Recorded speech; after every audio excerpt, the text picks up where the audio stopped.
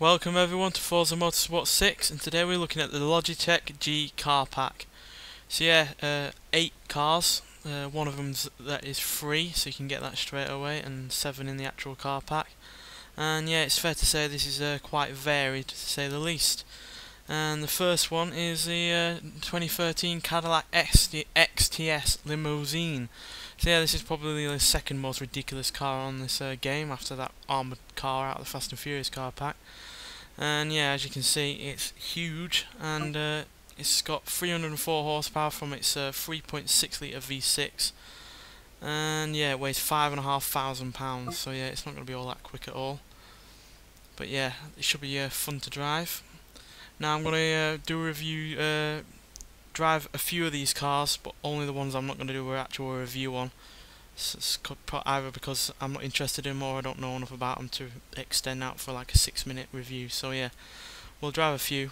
Now it's got the 2013 Caparo T1. So yeah, you've probably seen this on the Top Gear episode where it kept falling apart and scared Clarks in half to shit, quite frankly, because 9.5 acceleration. It's got a 3.5 litre V8, naturally aspirated, 575 horsepower, and it doesn't even weigh 1,500 pounds. But yeah, from the stats alone you can see that it's going to be a quick car, and no doubt a really good handling car as well. Next, all the way down, because it's the oldest Honda here, 1967 Honda RA300.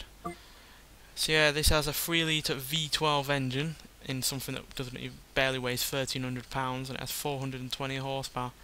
So yeah, this is a really old race car, and this is the first car that we're going to take out, because I don't know all that much about these kind of cars, and race cars don't really interest me all that much, but it should be a riot to try out anyway. So yeah, let's buy it, and then let's get on the track. We'll only do a lap, maybe 2 on a short track. I think we'll just go on Top Gear for all the ones I'll try out, because it is quite short, but it does give you a good... This is your 1967 Honda RA300. Thank you for that. But yeah, it does will give us a good insight into how the car handles and the speed that it can generate. So yeah, let's get over to that, and I'll see you on the track. Right, so we're on the track with this Honda. Let's see how it performs and how it sounds. I love the detailing on this with all the driveline moving around. Really can't complain that Forza don't put enough detail in. Mainly to the cars, obviously. Maybe you could complain in other areas, but detail-wise on cars, it's second to none. This car is really rather fast and really rather good at handling. I love those exhausts out the back.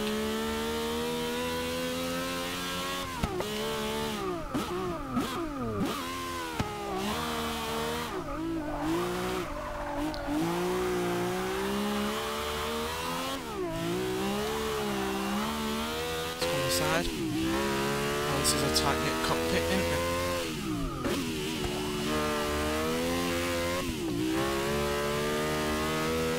I like how the RPM is on this sideways, and it only starts at 5,000 RPM as well. Guess you never did all that really on a car like this.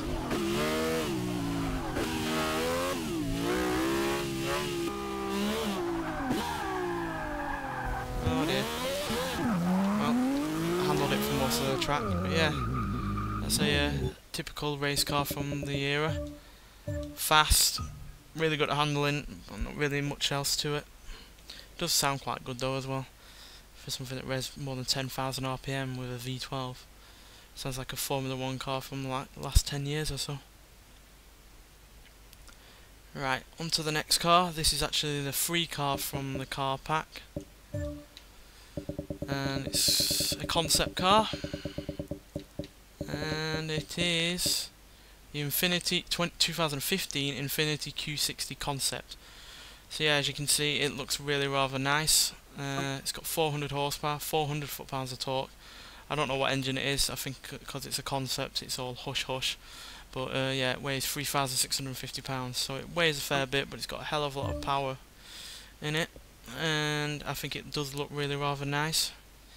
I have started quite liked Infinitis, the way they looked lately.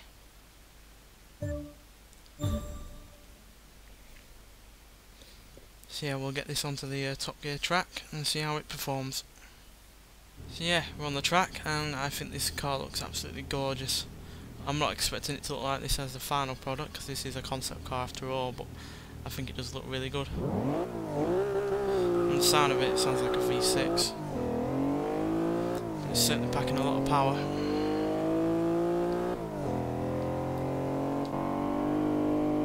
Really quite like the interior.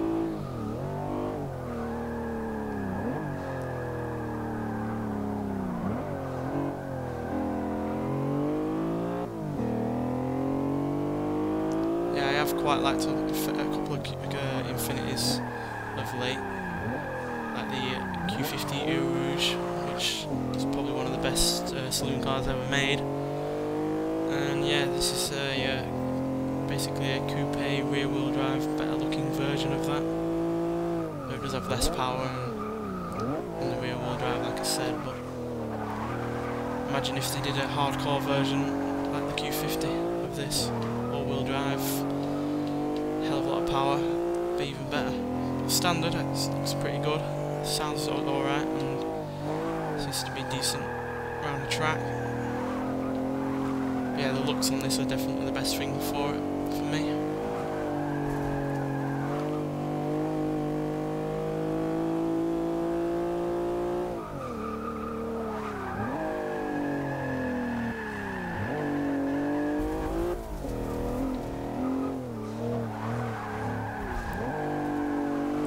Yeah, I really like that. That'll be a good car to race, I think.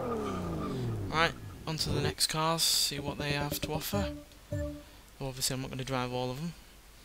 I think we've got a couple more to try out on the track, and a couple more to look at on the showroom.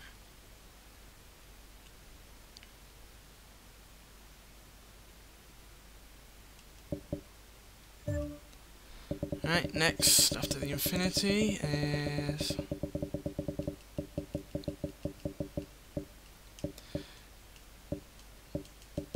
all the way down, because it is again the oldest of the lot, the 1939 Mercedes-Benz W154. So yeah, look at those stats before you even know the power.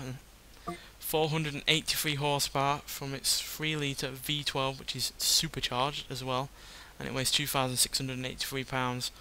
And yeah, you can compare this to the likes of the Audi Auto Union, which has about the same power, about the same weight, and certainly goes about the same speed. But personally, I think this looks a lot better. And yeah, just judging from the looks, I'm really excited to drive that, but saving that for a review, because these kind of cars are the ones that interest me a lot. Right, on to the next one. From Nissan is the 1994 Nissan number 75 Cunningham Racing 300 ZX. So yeah, this has a 3 litre V6 twin turbos from the original 376, which is below, but obviously has way more power. 780 horsepower, 600 foot-pounds of torque. That's a hell of a lot of torque in that. Weighing 2,705 pounds. So yeah, let's see how this goes on the track. So yeah, we're on the track. Got a massive wing on it. Looks radically different to the car that it's based off. So yeah, it should be quite quick. So let's see how it goes.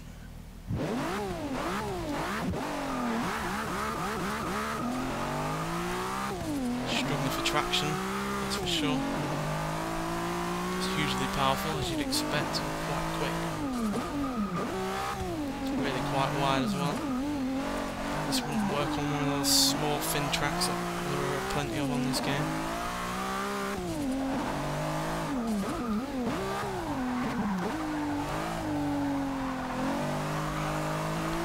So this is a car of the 90s, all power and no concern for the safety.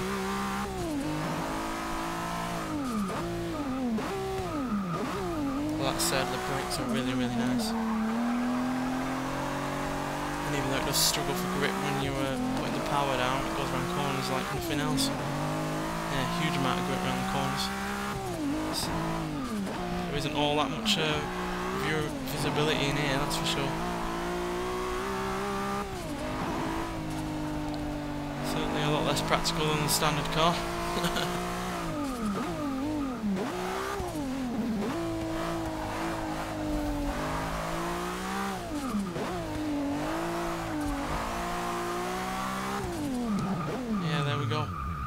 That's really rather impressive for a race car. I'm never really normally impressed by race cars on racing games. I know that sounds idiotic, but they just never really ever float my boat. But yeah, that is pretty good. I can imagine that being a lot of fun racing against other people in. Right, now on to the next car, which is another racing car. So it is going to be driving. And it's all the way down here. And it's a 2014 Toyota number 12 Rebellion Racing Lola R1. So yeah, as you can see by the handling and the acceleration and the braking, that would be an insane car to race against. Doesn't have all that much speed, but then again it has all that aerodynamic paraphernalia on it, so yeah, it's bound not to. But yeah, 525 horsepower, weighs 1,874 pounds. Not sure on the engine on these, never am with these kind of cars, but yeah, looks really good, and it should be a treat on the track. So yeah, let's see how it does on there. Right, here we are on the track with the Toyota, so let's see how it goes. Sounds nice.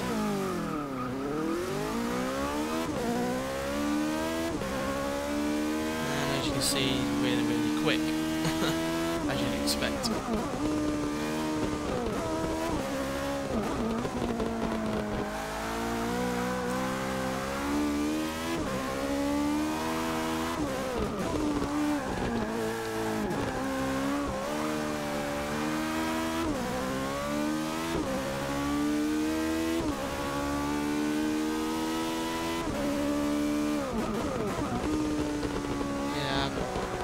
Best at racing these cars because I'm used to racing normal cars so much. Oh god, somehow span that out. Because I'm used to racing normal cars so much, I brake far too early in these kind of things, so I'm a bit slow. Because I'm not used to the kind of handling that these can have. I can certainly appreciate them from a technical standpoint.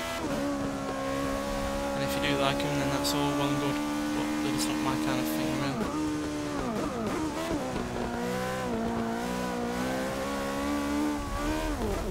See what I mean? I'm not the best at driving these things. Let's at least get past the finish line. Yeah, I can appreciate it, but it's just not something that really gets me going, really. I'm more into my normal cars that you can at least try and race fast, because I find they produce more exciting racing than something like that. But like I said, I can appreciate it. Right. Onto the final car, and it's rather different to the rest of them, quite frankly. And let's go find it. So yeah, it's the 1967 Volvo 124 GT. So yeah, it's a car very much of its time, as you can see by the styling alone, and even by the performance. But it does have 115 horsepower from its 1.8 litre inline-4 engine. At all, it doesn't even weigh all that much, so yeah, the lack of power shouldn't really affect its acceleration, etc. But yeah, we'll look at that in another video, because like I said, cars that interest me, or at least that I like, are cars that get reviewed. Anyway, thanks for watching, and I'll see you in the next one.